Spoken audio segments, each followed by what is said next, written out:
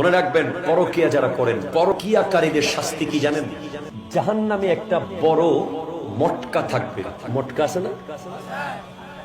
আমাদের দেশের ছোট মটকা না, এটা অত বড় মটকার মধ্যে 3000 বছর ধরে আগুন জ্বলতে থাকবে। ওই মটকার ভিতরে ফেলে দেয়া হবে যারা অন্যের স্ত্রীর সাথে সম্পর্ক রাখছে।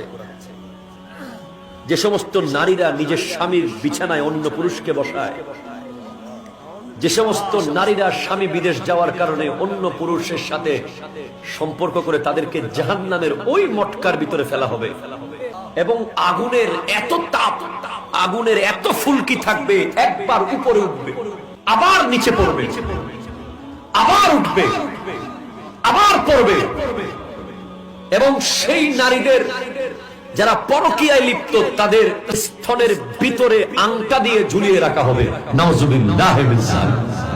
আর একজন নারী যদি তার স্বামীর অবর্তমানে তার স্বামীর আমানত হেফাজত করতে পারে, তার জন্য জান্নাতের 8টা গেট খুলে দেবে আমার আল্লাহ। জোরে বলেন।